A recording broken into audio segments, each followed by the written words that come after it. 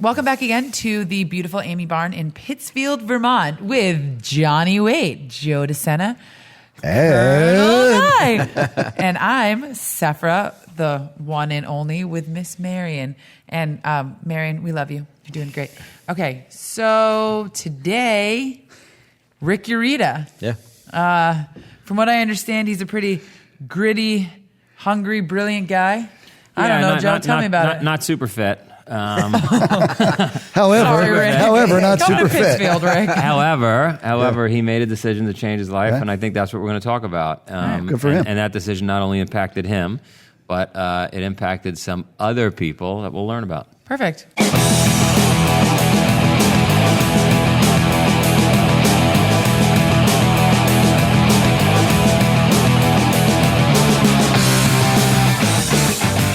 Ric Urrutia. Urrutia. There you go. You got it. He owns Taos Mountain Software in the heart of Silicon Valley. He's been building it for 25 years. We're at Spartan Up the podcast. We're going to find out where the grit, persistence, resilience lives in Silicon Valley. How you get it done. Well, how'd you do it? It's not easy, but the secret, in my opinion, to success for anybody in business is for it to not be a job, but to be a passion. So if you're in a situation where you wake up every morning and you don't want to go to work, then you're probably not going to be successful, even if you can do the job. So for me, I look at what I do on a daily basis as a passion. It's not a job. It's kind of 7 by 24, just integrated into being my family. But you're building this thing for 25 years. Software is no easy business to be in. Competition's tremendous, right? You probably had all software engineers working for you that got offers to go work for Apple down the street or something. How do you stay, and you're still excited about it every day? Yeah, you learn to deal with it. And as a matter of fact, when one of our employees leaves us to go to one of our customers, so Apple's a customer, Facebook is a customer, LinkedIn is a customer, and many times those companies will fall in love with some of the quality of the individuals that are on those projects. We used to worry about it, and now we just embrace it, and we send them a congratulatory gift basket, and maybe 6 weeks later, we have a program called Follow the People. We have another program called Once a Taoser, Always a Taoser. And so if somebody leaves you, whereas I would get upset because I've been building a business my whole life. That person leaves me, I get upset. You embrace it. So I come up to you and I say, you know what, Joe, I'm going to be taking off to go work at Apple, and you're going to say, you know what, Rick, good luck to you, and I might bring you up in about 6 weeks. All right. So you're using it as a sales tool. Yeah. So if you look at 25 years in Silicon Valley, we have built thousands of goodwill relationships with customers, with employees, former employees. I have the current CIO of Facebook, as an example, was a former Taos employee. Wow. The chief operating officer of Symantec, his first job out of college was at my company. Wow. And so these are people that where Taos has a place in their heart. And then the other secret to success is you got to be good. You have to deliver on everything you promise customers. If you're gonna survive anywhere for 25 years, it's got to be based on the testament delivery. The testament that you're good is the fact that everybody's poaching your people. Yeah, right? yeah. I mean, they wouldn't want your people if your product and your service wasn't good. Yeah, and we combat the poaching. So at Taos we have 550 people in our company. So we've got girth, and if you think about it from that perspective, we probably have more IT people in our company than in any one shop at our client sites. So we do a lot of community programs. We do a lot of training.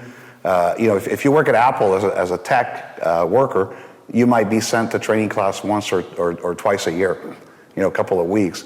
At Taos, if you go to Taos on the weekends or at night, we are holding some event. You'll walk in, you'll see a kitchen full of pizza and beer, labs full of technical people learning and helping each other out. We encourage our employees to leverage the rest of the Taos community when they're on projects.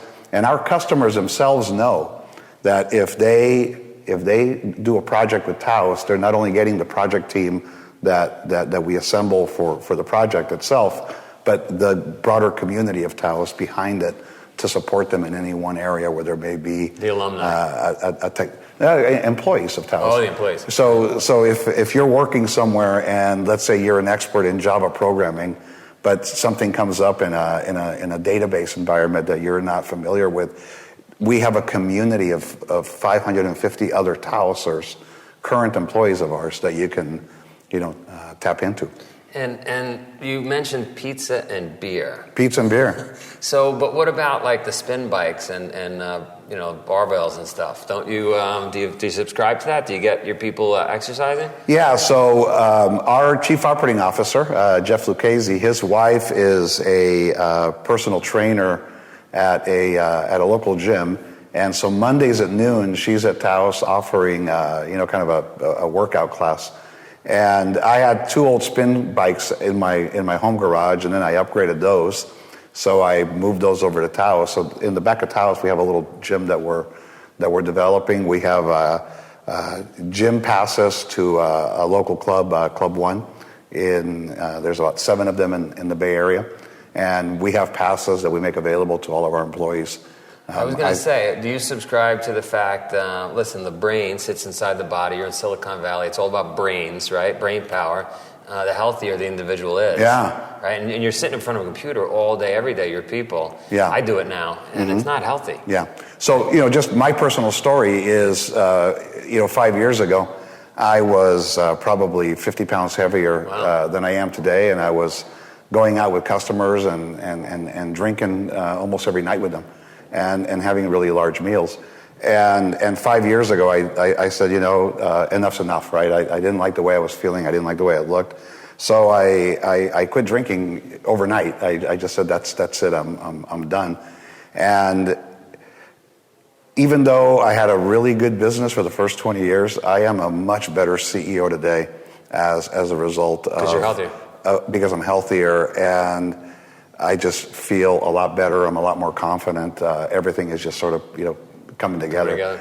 Personally for me, and as goes the leader, goes the company. So I think a lot of even the fact that I'm here, I'm doing daily blogs, and I've got so many well-wishers at Taos saying, Rick, kind of go, Nice. and we're very proud of you. So they've seen my transformation, and I think that sort of helps them.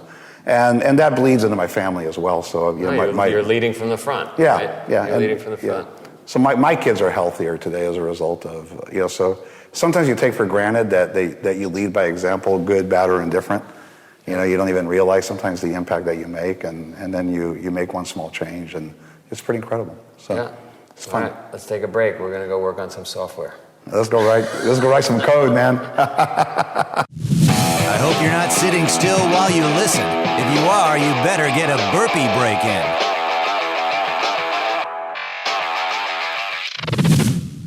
We are here, Spartan Up the Podcast, at the CEO Challenge, where you're competing. I am competing. How did you get to this? Like you said you were overweight. How did you get here? Well, so I would consider myself a guy that works out.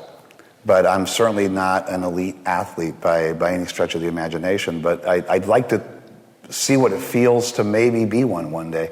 And I was working out in my home garage watching TV, and the CEO Challenge 2013 was on TV. And it inspired the heck out of me, just watching these CEOs do crazy things, and it looked like they were having a good time. I shot an email out to the company, and Ted Kennedy emailed me right back, and I said, I think I could do this a year from now. And he said, Rick, you're going to do this 4 weeks from now. So just 4 weeks ago. So 4 weeks ago, I started, but I've learned in these last 4 weeks, or I've been reminded of the difference between working out and training. And in these last 4 weeks, I've gotten myself in significantly better shape. Probably in less time, because the workouts have been way more significant, way more challenging than, I don't know, sitting on a spin bike for 3 hours or something. Sure. So more intensity, and when you know something's coming, right? It's and like then a diet and everything else comes into to play as well. So you've obviously got grit and perseverance, because no one jumps into this with 4 weeks' notice.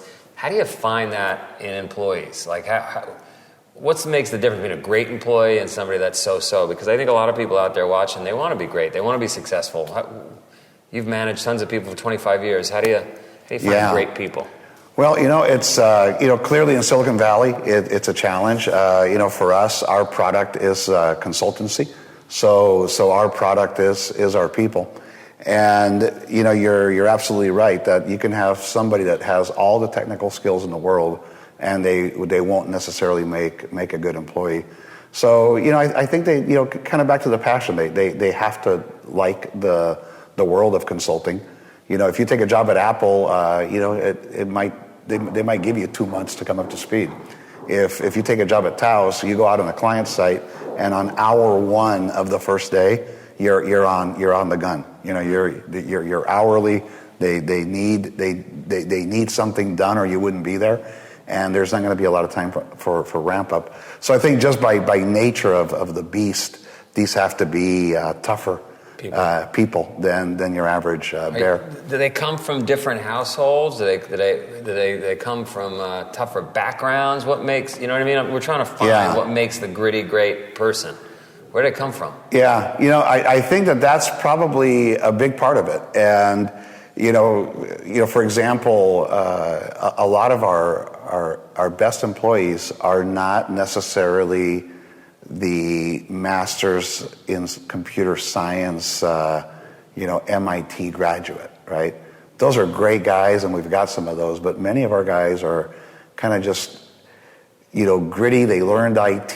They tripped onto an IT job at some point in their life. They may have a high school diploma, and they're just absolutely hungry and brilliant.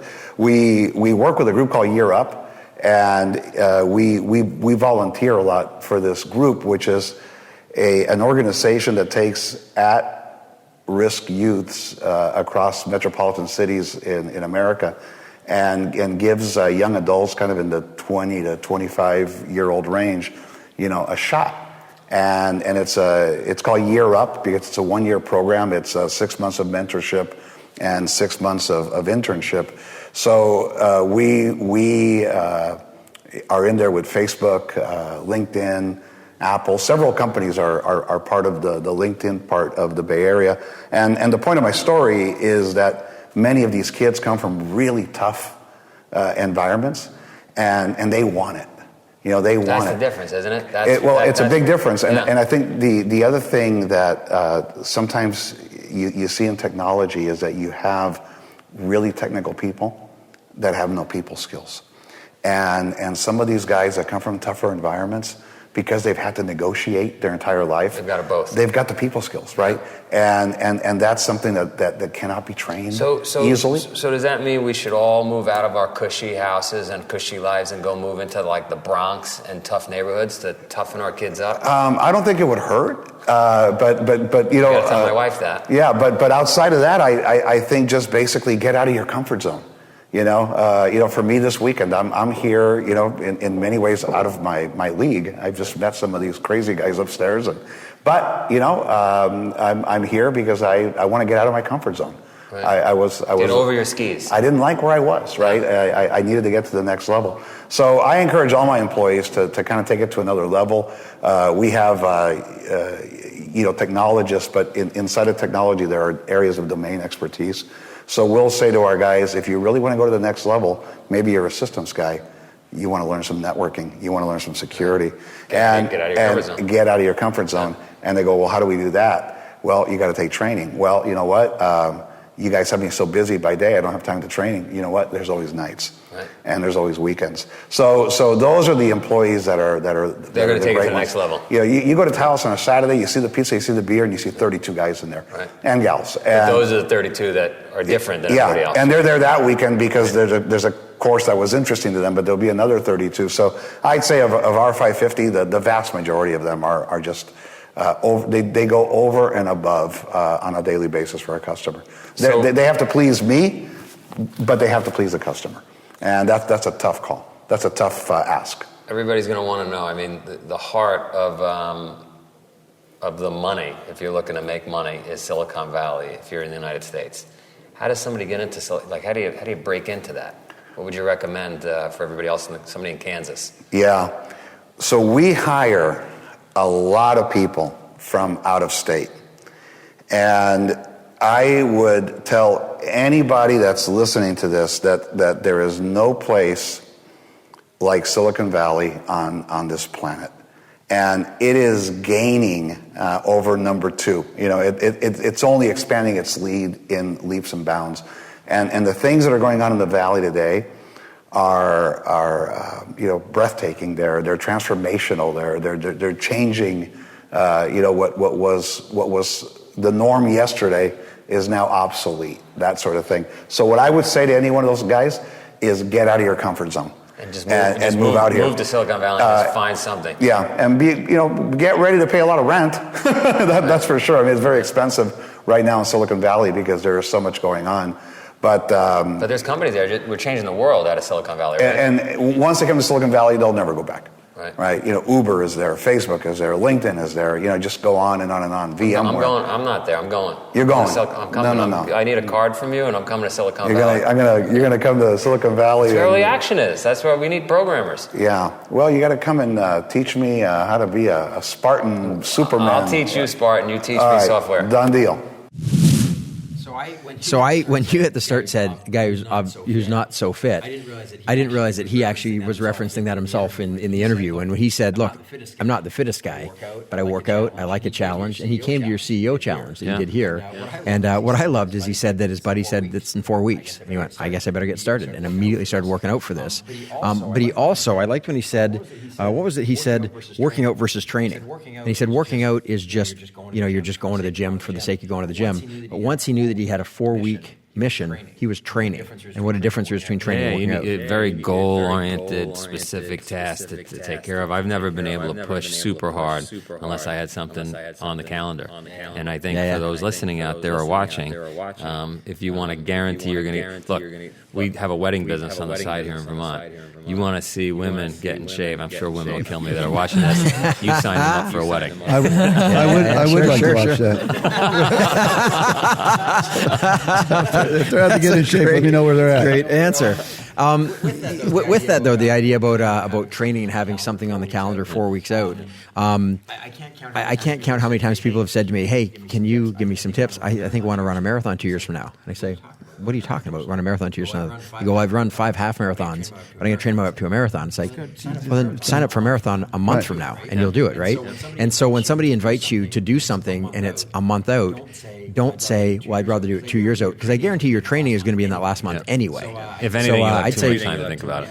Yeah, so front end load those things. Yeah. And I can say I've applied the same tactics for all of my schooling, I mean, and forestry, and anything I do. I mean, like the impetus to do things, like building the tent camp, right? When 431 project was finally, there's like, here's a deadline. For those listening and watching, they don't know what it is. The 431 project was a foundation we set up for children to get them off the couch. We decided to do a big event here in Pittsfield.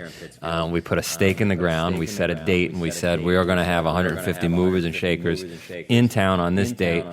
Sefra had to do the arduous job of securing 6 teepees and having them set up in time, and she got it done. No, it was awesome. There was also a race going on in the CEO Challenge, and it was a really fun time in Pittsfield. But I think when you're up against an actual physical on the books deadline, that's when like all shirts are off. I don't all bets are off. As Colonel High says, I'd like to see that too. All shirts are off. Beautiful. We have to get this show rated. But this kind of goes back to the earlier podcast we did. Tim Gentry talked about it. Tim Gentry talked about that pressure is good or can be good. Oh, sure. So that's it. You put yourself a deadline. You put that mark on the wall, and you now put yourself under pressure. You say you make a public commitment, but now you've got to do that. You've got to follow through, right? So you've pressurized the event, and that is a driving force. It's a motivator. So it's good. I'm just thinking about how this is the one thing that we jumped on right away, and it obviously resonated with us. It was a very small part of the interview too. He talked about some other stuff. I wanted to mention too. I thought one thing that was really great is he talked about, something we hear a lot, that you have to find your passion, so it's not just a job. But one thing I really like that he does as a executive guy in Silicon Valley, he said, when people leave us, I'm happy for them, I support them, and I treat them very, very well. Because when somebody leaves your company and you say, "You son of a bitch, you'll never work in this town again," and you burn all your bridges. And he said, former employees of mine and still good friends are at the executive level at this company, at this company, at this company. And does it ever make my job easier to have those open doors? And I thought that was really, really forward-thinking. Tough thing to do. I just recently read an article in Forbes or Fortune where an executive said the same thing, and I have definitely had a failure in that regard in those early years when I was building businesses, because I would take young people in, train them up, get them going, and then there was an opportunity to make a few dollars more somewhere else, and it pissed me off. Yeah, you take it personally. I took it personally, and if I had to do it again, I wouldn't have, because you're right. It's a long life, hopefully, and those people come back around. Yeah, I worked for a commander years ago that you get 4-star, 3-star, 2-star, 1-star generals. They all get aides, and so they need these people. And so they have to aid. They have to get someone to assist them. They get to have someone assist them, and many of them, multiple people. But so those people are always hand selected. The commander I worked for would actively try to get his people selected, where everybody else would try to protect their people because they never wanted to give up their best guy, right? This commander actively tried to get his best guy selected for those jobs, for exactly what you're talking about. His network then, over years, he had placed all these people in these jobs that were going to go on to create bigger and better things down the road. So he had a massive network of support. I think, if I may, I think speaking of exactly what you guys are talking about, his year up, the project he started really up, smart. is exactly what you guys are talking about. So he does 6 months with a mentor, right? And then they have a 6-month internship. And I think that's a really good launching platform, because oftentimes when you come out of school, when you come out of whatever, or you're trying to go into whatever, there's no real scaffolding of that mentorship. And I think it's so helpful. Well, if you're a young kid coming out of college and you get an opportunity to travel around, let's say Joe, and be next to him and just watch what he goes through day in and day out. Do it. Or any big executive, but Joe's standing here. I'm not a big executive. Well, you've got a lot of responsibility. You've got a lot of different operations going on at any time. And I've been fortunate enough to travel with you to know that you're a very busy man with a very busy schedule. But a young kid traveling next to you could learn an awful lot in 3 months, a couple months, whatever, traveling with you that he wouldn't get anywhere else. Mentorship at that level, internship. Grab those opportunities. Program. If you're a young person listening to this and the opportunity comes up to be around people that are getting stuff done and running influencers, things, do it. Influencers. Another thing I loved, not making so much. Yeah, another thing I loved about what he said about that Year Up project, because he was actually doing that for at-risk youth too. It wasn't just the cream of the crop coming to school. But what I liked about that is it wasn't just altruism. He wasn't just saying, I'm going to do this just for them. And something he said that it was just a little line that I really picked up on. He said, a lot of these kids who come from tougher situations, they actually have natural people skills because they've had to hustle. They've had to learn how to get results. Yeah. And I thought it was really cool that you take kids from at-risk situations and create an opportunity for them. Sometimes they have the most natural skills because of where they've come from. I thought that was really, really they've had to rely on themselves for many years. Yeah, exactly. Fortunately for us, we don't have to just rely on ourselves. We rely on these great guests that we get to interview. And I said earlier that I'm really enjoying these interviews you're doing, and I get way more out of it than I think I expect to. I got to remember that we come here and we get to learn from these people. So if you want to learn from all the people we're learning from, not just the one that you might have seen now as great as it was, please share Spartan Up with your friends and subscribe on iTunes, YouTube, or wherever you catch our show, maybe in the woods. Spartan Up is brought to you by Spartan Race. To find a race near you, visit Spartan.com.